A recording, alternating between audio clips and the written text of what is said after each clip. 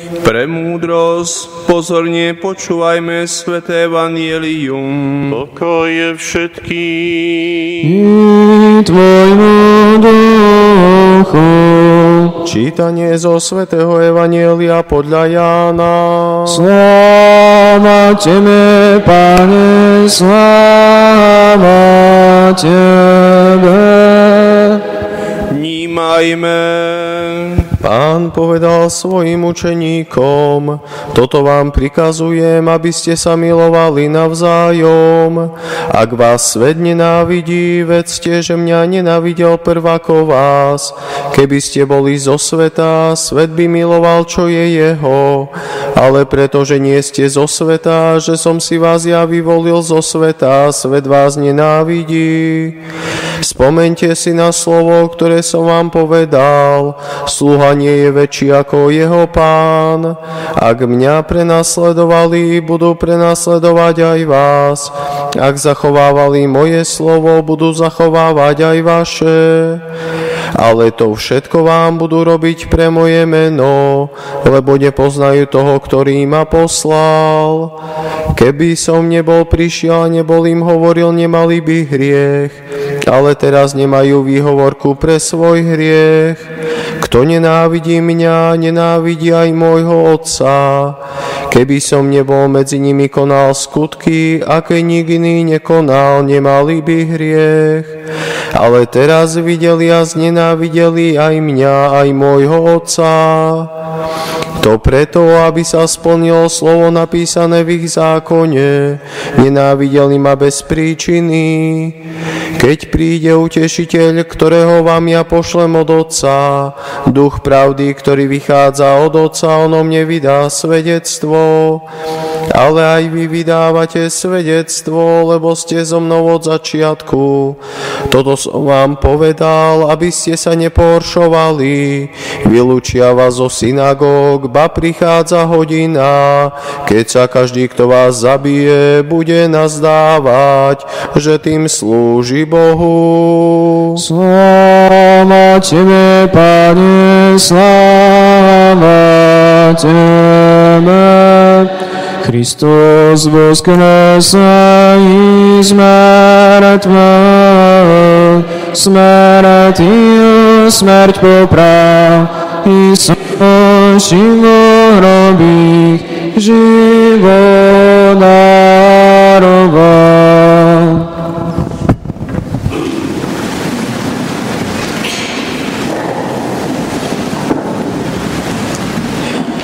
Kristus voskrese.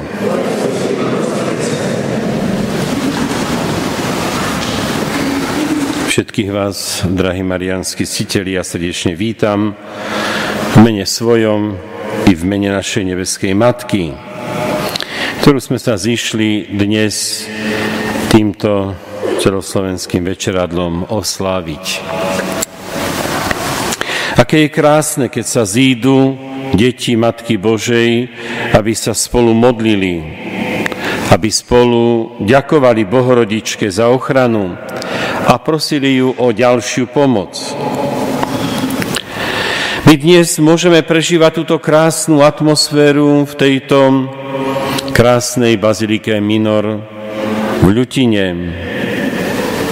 kde si ona spolu so svojím synom priťahuje stále svojich verných ctiteľov. Vďaka Božia Matka za toto pozvanie. Vďaka, že si nás tu dnes zhromaždila. Prežijme tento dnešný deň v hlbokej modlitbe vďaky za lásku našej nebeskej Matky. Za lásku, ktorou nás ona zahrňa, pretože sme jej deti. Poďakujme sa jej za to, že nachádza v nás vnímavé a otvorené srdcia, ktoré sa nechávajú ňou viesť. Veď Mária je tá bezpečná cesta, ktorá nás privádza k svojmu synovi a vyprosuje nám u neho všetky potrebné milosti a vernosť do konca. Skutky apoštolov dnes hovoria o Herodesovi, ktorý položil ruky na niektorých príslušníkov cirkvi, aby ich mučil. Jakuba zabil mečom. A to sa Židom páčilo. A preto dal uväzniť aj Petra. Uvrhol ho do žalára a chcel s ním naložiť podobne ako s Jakubom. Ale videli sme to zázračné oslobodenie Petra cez anjela, ktorý ho vyviedol z väzenia a zachránil mu život. No a evanjelium potvrdzuje pravdu, ktorú Ježiš povedal a ktorá platí už 2000 rokov. Ak vás svet nenávidí, vedzte, že mňa nenávidel prv ako vás.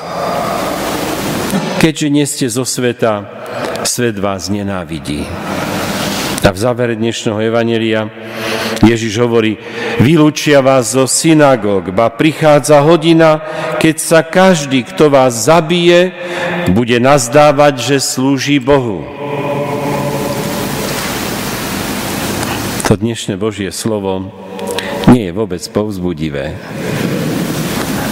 Je skôr takou výstrahou pre nás. Svet nám bude robiť nástrahy a siahnu nám na životy kresťanov.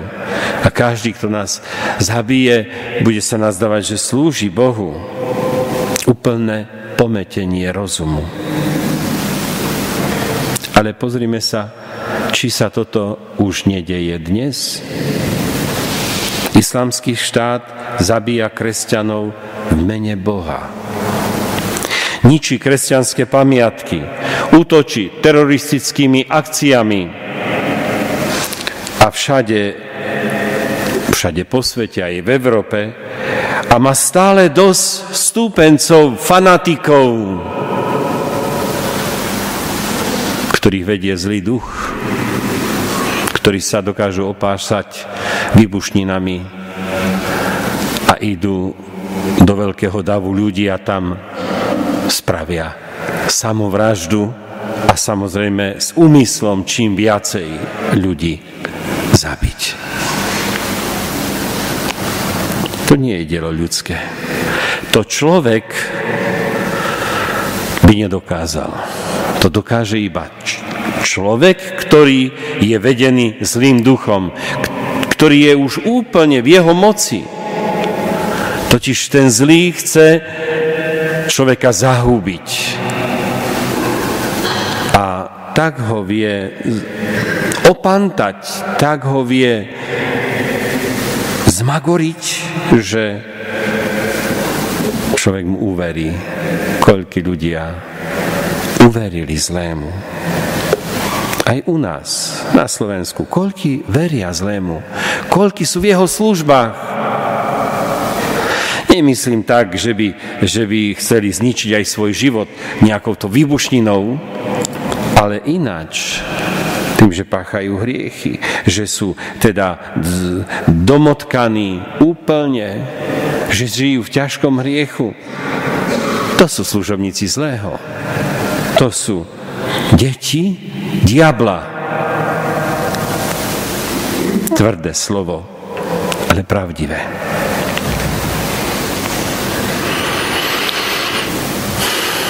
Koľky dnes hovoria, že neexistuje Boh.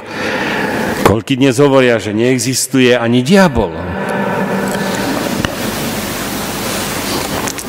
No ale pravda je iná.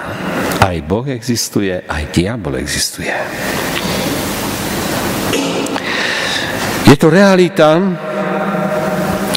teda, že zlý existuje, ale Ježiš ju predpovedal. Nebojte sa prenasledovania. To je údel kresťanov od počiatku až do konca sveta. Raz v jednej krajine, raz v inej krajine. My sa sústreďme však na konanie dobra a starajme sa iba o jedno, aby sme žili stále v milosti Božej posvedzujúcej. Aby sme mali v srdci Ježiša Krista. Aby sme boli chrámami živého Boha. V Vtedy sa nám nič zlé nemôže stať. Aj keby sme zomreli. Lebo ako hovorí svätý apoštol Pavol, mne žiť je Kristus a zomrieť mi je zisk. Mohol to povedať ten, ktorý bol chrámom živého Boha, ktorý bol zjednotený, stotožnený s Kristom. Už pred dvermi je mesiac máj. Ja vám prečítam takú meditáciu Mariánskeho kňazského hnutia, bod 24, strana 61. Oslovila ma včera, keď som do toho včera pozeral, keď som sa pripravoval. Toto je môj čas. Keď si pripomínate moje prvé zjavenie vo Fatime v roku 1917, prežívate udalosti, ktoré som vám už vtedy predpovedala.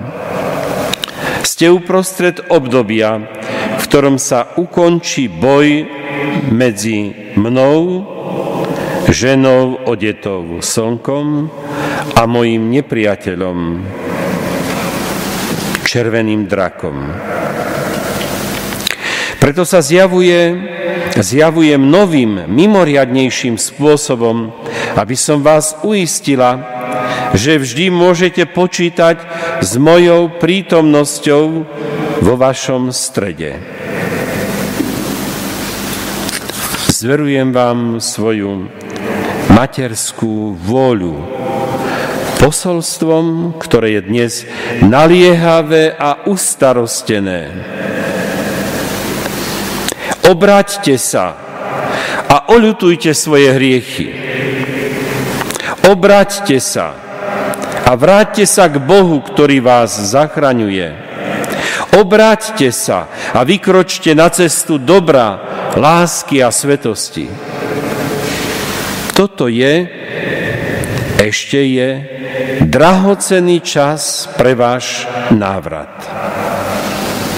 Príjmite moju výzvu, ktorú chcem mnohorakým spôsobom adresovať svojim tak veľmi ohrozeným deťom. Modlite sa viac. Modlite sa svätý ruženec. Modlite sa spolu vo večeradlách. Modlite sa najmä v rodinách. Chcem, aby sa kresťanské rodiny vrátili v modlitbe so mnou a skrze mňa, aby boli ochránené pred veľkým zlom, ktoré ich ohrozuje. Umrtvojte sa pokáním a telesným pôstom. Pôst, ktorý mám obzvlášť na mysli, spočíva vo vyhýbaní sa zlu a hriechu, v zriekaní sa tabaku, alkoholu, kina, televízie. Nepozerajte na televízne relácie, ktoré ničia vašu vnútornú čistotu, ktoré do vašich duší prinášajú toľko roztržitostí a zasievajú vo vašich srdciach semeno zla. Žiadam od vás aj telesný pôst, aspoň občasný, aký vyžadoval môj syn Ježiš v Evanjeliu, keď povedal, tento druh diabolstva možno vyhnať iba modlitbou a pôstom. Obnovujte svoje zasvetenie môjmu nepoškodenému srdcu a žite každý deň v spoločenstve života a lásky so mnou. Ja som matka viery, som verná Panna a dnes si musíte vyprosiť moju pomoc, aby ste zotrvali v pevnej viere. Preto vás žiadam poslúchať pápeža a nasledovať ho, lebo má Ježišom prisľúbenú neomylnosť. Často sa modlíte, verím v Boha, ako vaše obnovenie vyznania viery. Keď budete robiť všetko, čo od vás žiadam, budete mi každý deň vychádzať v ústrety so svojím obrátením. Využite toto obdobie, ktoré vám ešte dáva Ježišova milosrdná láska. Žijte v dôvere a radosti očakávania blízkeho príchodu triumfu mojho nepoškvrneného srdca. Toto bolo povedané 13.5.1984.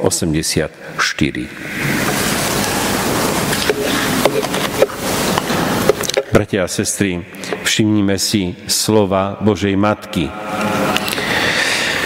Vždy môžete počítať so mnou, s mojou prítomnosťou vo vašom strede.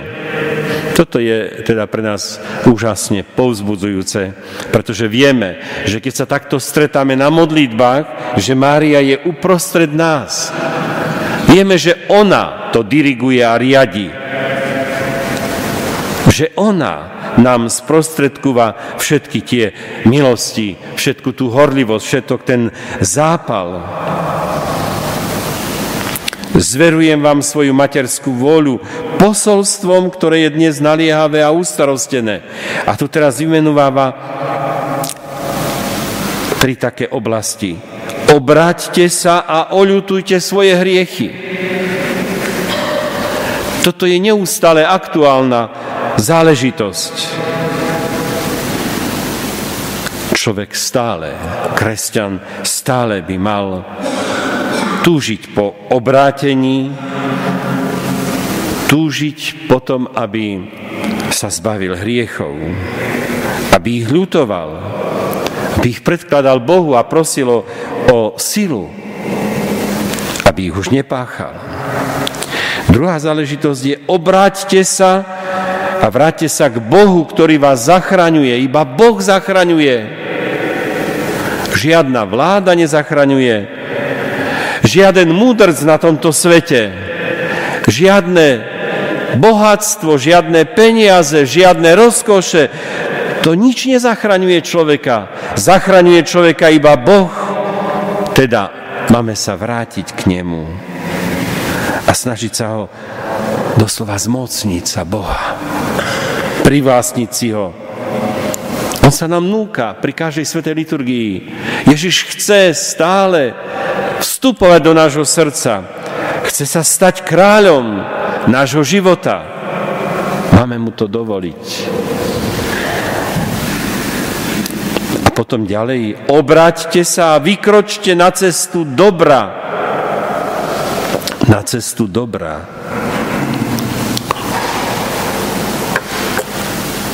Máme stále túžiť potom, aby sme konali dobro. A je toľko možností v každej chvíli, v každom okamihu konať dobro. Človek konaním dobra dozrieva, ale pomáha dozrievať aj druhým. A to dobro má veľa rôznych podôb, ale je to dobro pre toho blížneho. Toto je ešte drahocenný čas pre váš návrat. Aký sme vďační, že môžeme tento drahocenný čas ešte mať, že ho môžeme ešte zužitkovať pre svoje obrátenie, pre svoj návrat k Bohu. No a ako to máme urobiť? Ako to máme robiť? Tak Matka Božia tu veľmi jasne hovorí. Modlite sa, svätý Ruženec. Modlite sa spoločne vo večeradlách. Modlite sa spoločne v rodinách.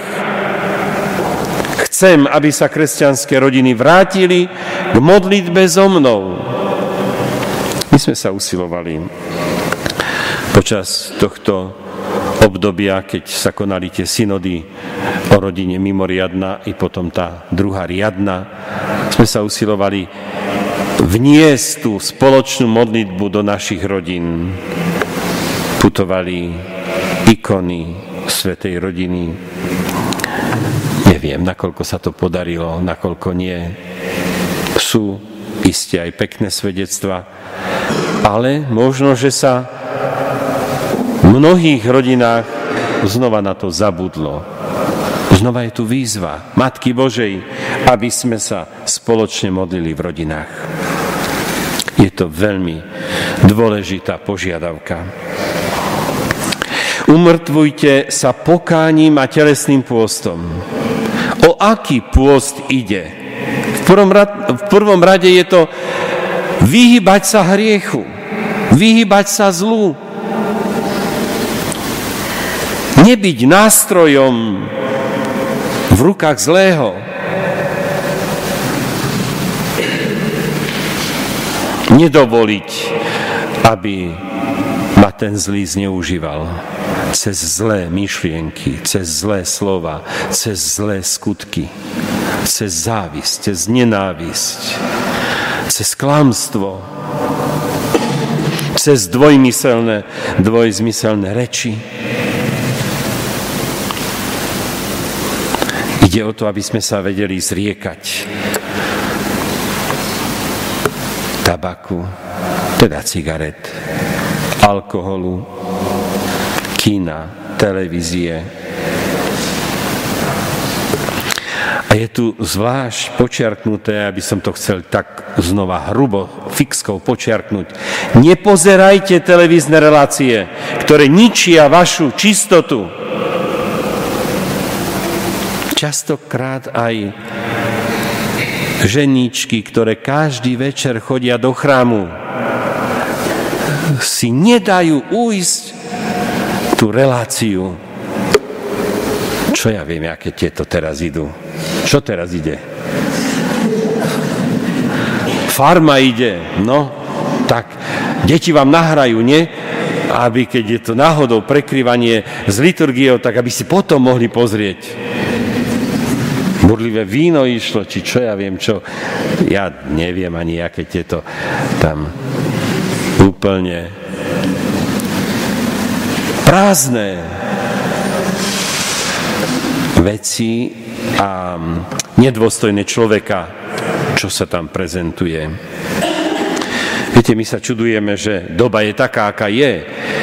Sami sme si to vyrobili, lebo tak, ako bolo povedané v tej prednáške, že sme odmietli Boha, to je prvá vec.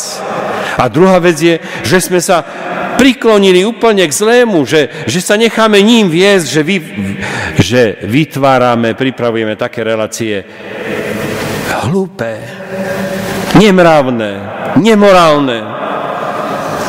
A ešte horšie je to, že my vtedy práve zapneme televízor a že chceme to pozerať. Ženy častokrát zazlievajú mužom, že hokej, futbal pozerajú a všelijaké tie zápasy. Je to o mnoho lepšie, keby aj ženy na to išli. A nie také všelijaké tie seriály.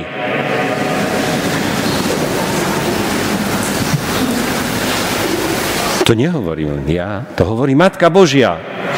A keď chceme byť mariánski citelia, tak jednoducho televízor musíme vybrať tú poistku zozadu. Áno, a už potom teda nefunguje. A môžete tam tlačiť, koľko chcete. A vyhodiť ju von oknom.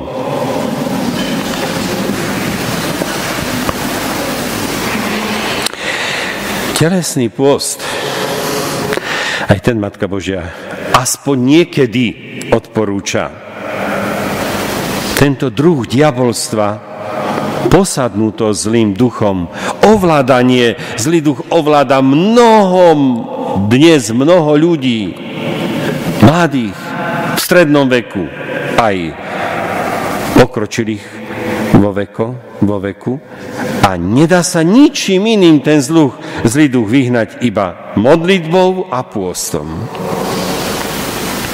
Myslím si, že všetci súhlasíte s Matkou Božou a s jej odporúčaniami a uvidíte, že tieto problémy, ktoré sa týkajú nás samých, že sa začnú riešiť, keď budeme dbať na jej slova.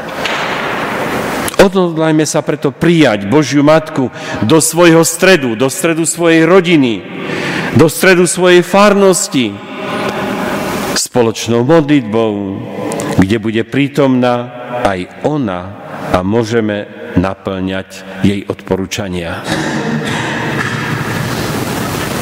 S radosťou sa jej zasvecujme, jej nepoškvrnenému srdcu, aby sme žili s ňou stále v spoločenstve lásky a života, večného života, aj večného života.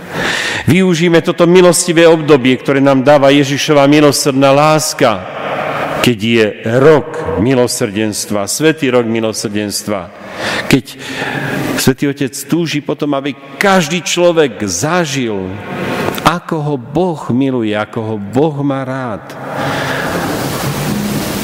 Že napriek tomu, že sme slabí, biední, hriešní, ale Boh nás nekonečne miluje. Tu mi prichádza na myseľ otec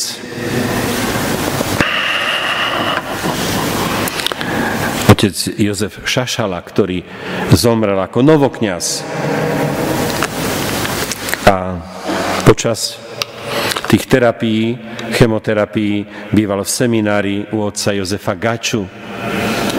A raz manželka otca Jozefa zaklopala, vstúpila do izby, kde bol chorý otec Šašala a našla ho plakať.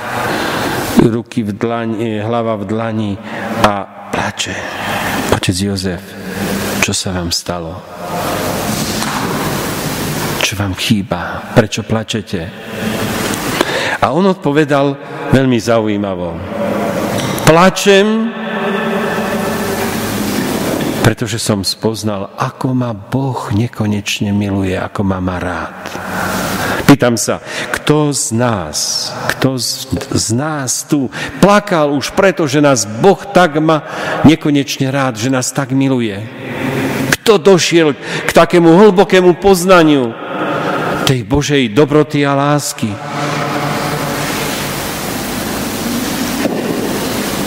Toto chce Svätý Otec v tomto roku milosrdenstva, aby sme zažili, aby sme spoznali hĺbku Božej lásky, aby sme si uvedomili, že jeho milosrdné oko stále na nás hľadí a zahŕňa nás svojou milosťou a svojimi darmi. Chce naše dobro, chce naše šťastie, chce, aby sme mali radosť v svojom srdci. Drahí mariánski citelia, som veľmi šťastný z každého jedného z vás. Som šťastný, že milujete Bohorodičku, lebo ona je zárukou nášho večného šťastia. Je zárukou života v nebi. Kristus voskrese.